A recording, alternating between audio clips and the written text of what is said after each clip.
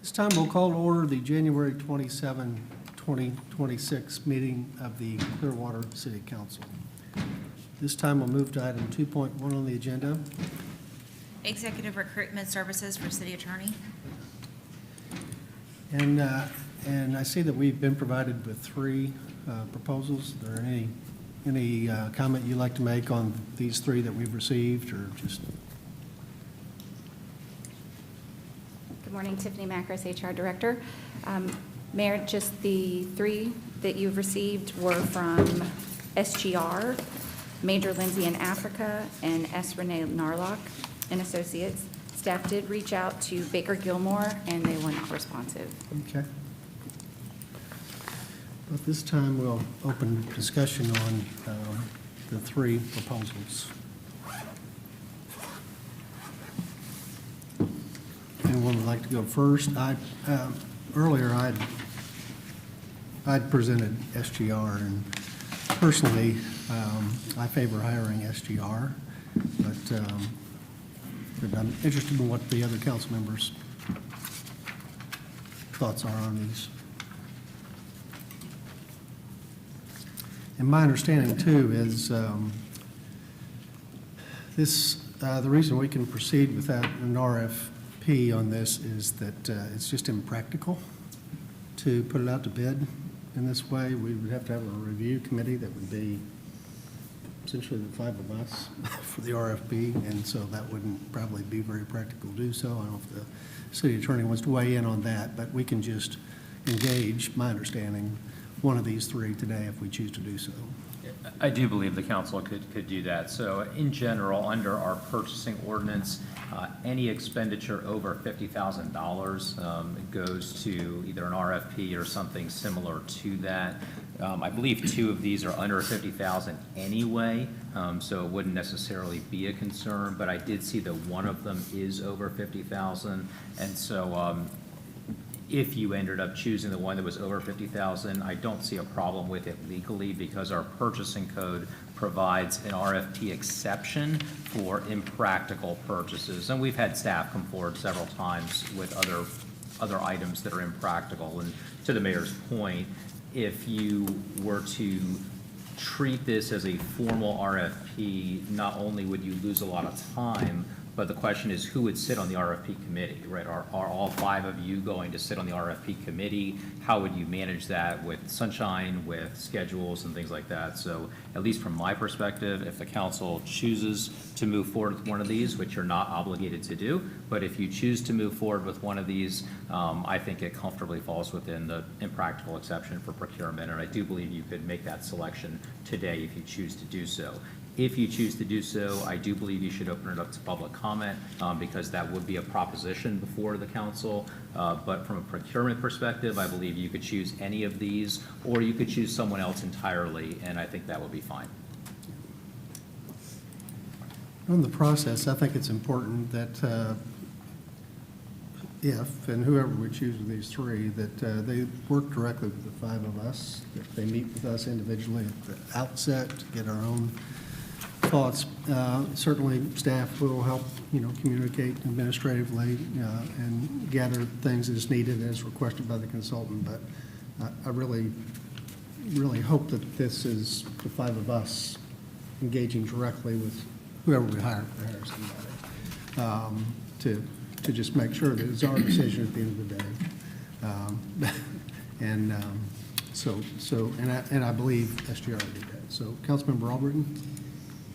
Yeah, just thinking back on how we did this last time. We hired a company to do a national search. And they went through all the, this is for the people that probably weren't here before. They go through all the people that respond to their search. They come up with, I think it was 5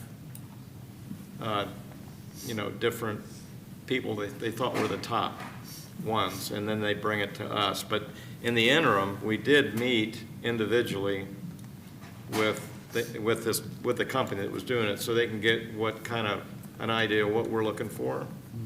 And and then they go out for the search. And then they pretty much distill it down probably to 4 or 5, and they bring that to us, and then we do the interviews, and then come up, you know, a discussion, and then come up with who we're going to pick. I'm fine with SGR. I've read them all. I don't have an issue with that. Looks like they've done a lot of this type of thing. So I think if we get started on it, it's going to take a while to get the RFP out, and then to get all the proposals in, and then of course talk to us, and then when they do get that, they will distill it down to 4 or 5, and then bring it to us. So it's going to be a time. It's going to be a little bit of time to get all that done. Yeah, I think that's the advantage of moving forward, is to put it out, it would take Yeah. that additional time, and we've already accepted the resignation of the city attorney and have moved forward someone or getting ready to move someone in the interim, so I think that's important, so. Okay. And Councilmember Cotton? Yeah, thank you. Apologize for my tardiness. Thank you to staff for doing the work and getting those other proposals for us. Thank you, Mr. Mayor, for getting us SGR's proposal. And, you know, I looked at this proposal like I look at everything else based on its merits and then its fit for Clearwater. All of the companies are qualified, and I think we could see that when we were going through the paperwork and each of the 3 proposals. Very unique. I think we can all see the distinct differences too, and nuance, you know, from price to what each one offers from bringing to the table, and the approach in which they would approach the 5 of us, because I agree with what the mayor is saying as well. This should be an effort that we're heading up to make sure that this role is set by the right person that this council puts there for the best for the city. You know, we manage an executive airport, working marina, world-class touristic beach, and downtown redevelopment. We have major business relationships with utility companies and professional sports teams. So, you know, this role is an extremely important role to fill, and I think that we have to get it right in doing that. So just going over my notes here, when looking at all 3 proposals, I did start to fall with SGR as well. And what stood out to me about SGR was the deep local government experience. You know, their recruiters are all former city managers, municipal executives, who have operated in the environments like ours that I just kind of notated. And when we deal with a city attorney, we're not just dealing with a person or an attorney. We're dealing with somebody that's dealing with the legal expertise and judgment for municipal matters, right? That's why I think it's so important, and kudos to you and your team and pushing on your team for board certification. You know, I think that that's really important, and it says a lot to you and your office as well.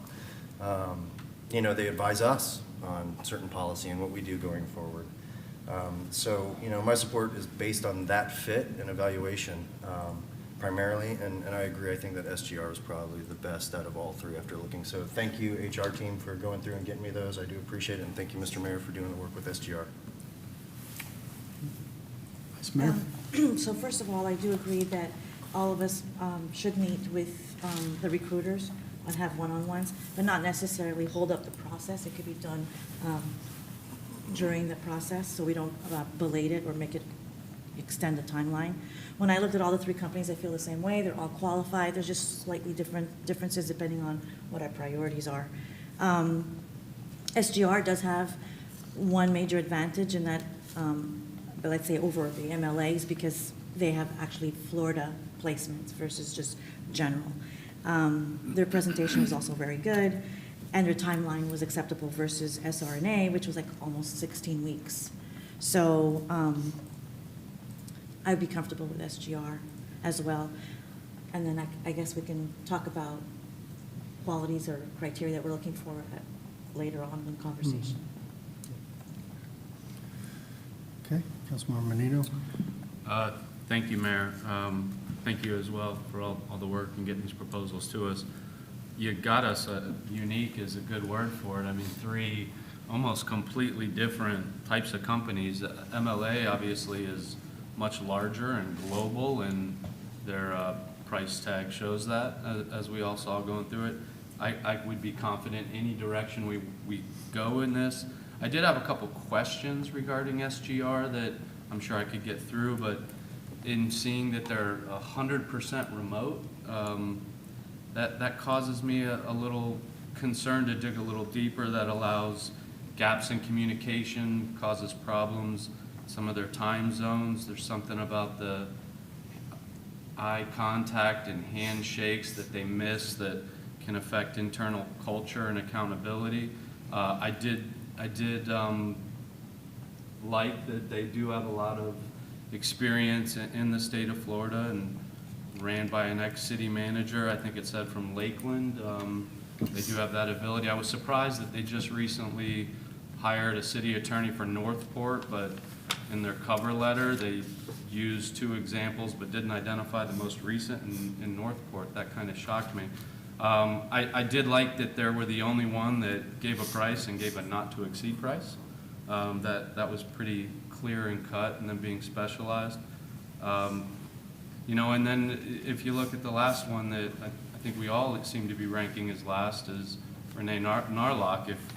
If you're budget conscious, that is the only one that offered a guarantee, and if that city attorney you hire doesn't last within that first year and is fired for cause, they do that search completely cover minus the expenses on the back end, but they cover almost the $25,000 price tag and do the search for you again, which may give some comfort. But it looks like there's support for SGR, and I could find confidence in them doing the job for us as well. I think we discussed last time, but you may have read, the city attorney in Northport, they hired our person, so that's kind of part a of it, point, yeah. yeah. So, and out of that, you know, they're not so far away that, I mean, they were close enough to us that maybe they may have some candidates. The other thing, Doug Thomas, who's listed first, I don't know if he lives in Tampa or he still lives in Lakeland, but he's still in the Tampa Bay area, and he's the one who I spoke with, who I think would be upfront on this as well, so. Yeah. Okay. Any further discussion? And I guess we can negotiate terms, like we could add in whatever agreement. We have to take whatever they propose as a contract. We can talk to them about adding provisions that we liked in some of the others. I think it can certainly be negotiated, but we'd have to know, you know, what to negotiate, you know, whether it's the manager, whether it's me, you know, someone's going to have to communicate to them and say, okay, this is what the council would like to see that's different than what they proposed. If they would propose what Councilmember Menino said. The guarantee in regard to candidate placement. See if they'd be, we at least ask, see if they would. Okay. I mean, as far as a discussion on who leads it, obviously there's only a couple of weeks left, and if we're talking about a 2.5-month process, I don't know if that would make sense to start the process and then backfill with somebody else, just for continuity, but you may have a better answer than that. Just kind of glancing at what they are currently proposing. So if we're discussing SGR, SGR says that this is quoting from their proposal, they say, if for any reason you're not satisfied, we will repeat the entire process one additional time. You'll be charged only for expenses. This is on page 17. They also say, in the event that you select a candidate vetted by SGR who subsequently resigns or is released for any reason within 12 months, they will commit a one-time additional executive search, and they'll be charged only for expenses. So it does appear within the scope of their current proposal that they do actually have within that time frame, a significant guarantee. Now, 12 months is 12 months, so it's like, but that's, to the mayor's point, any of these terms are negotiable, but I do believe that they are including a placement guarantee currently. Which I believe was the same as Renee's. She was going to charge expenses as well within 12 Yeah. months, which makes sense. Okay. So it doesn't look like we need to do anything differently. Yeah. Councilmember Aubrey? Yeah, I mean, going through the initial post, prior to posting position, you know, of course, we have the contract execution, but the most important to me is the stakeholder interviews and listening sessions, because we don't have to really do it in person. That can be done remotely, that's fine. The thing that really, to me, makes the most out of this whole process is at the end, when you do face-to-face interviews. Because a lot of times you can read, you can see a picture, and it isn't until you actually meet the person. And we'll probably do some background checks, as I did last time. You know, I looked at council meetings, you know, to see how they perform. And to me, the whole process through week 12, you know, I'm very satisfied with, so. Well, any further discussion? So is there a motion?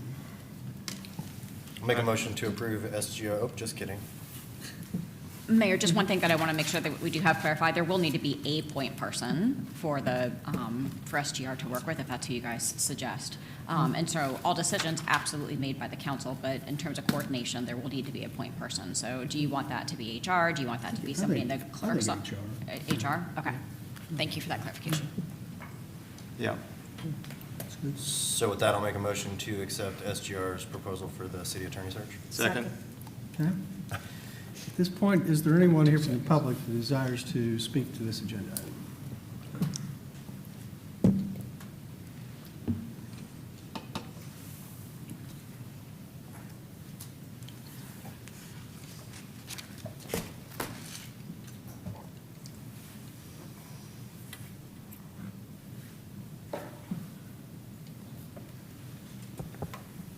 I'm Mr. Haluba, and it is my sincere hope and request that this search for a new city attorney does not forfeit the respect and trust of the public like I believe happened with the search for the city manager. Appointments and promotions of city officials and employees shall be made solely on the basis of merit and fitness. That's a quote from your rules. There's not any expediency requirements in this, so we don't want to make a mistake, in my opinion, again on an appointment because of made-up time frame. There's not any cost restrictions either for this. So I hope that, you're on board, Mr. Albritton, with finding someone else instead of how it went last time. I believe that shortcuts and ignorance of the city charter should not be tolerated this time.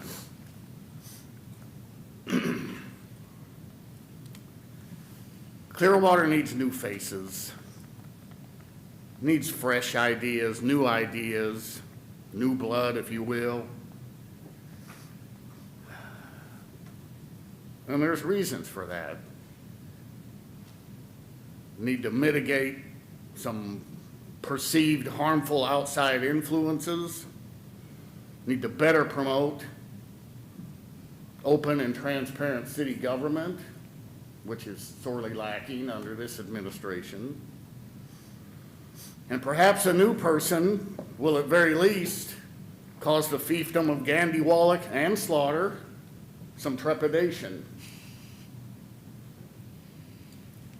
Now, given these reasons, I don't believe Owen Kohler should be even considered. Even though he does have one qualification, apparently he does live in the city of Clearwater. I think this situation demands an exhaustive, expensive, nationwide search for the next Clearwater city attorney. And please don't again take the easy way out and forfeit the respect and trust of the public. I think all three proposals should be approved and funded. Is anyone else here today from the public that desires to speak to this agenda item? Okay. If not, then we will vote. All those in favor? Aye. Opposed? Unanimous. Okay?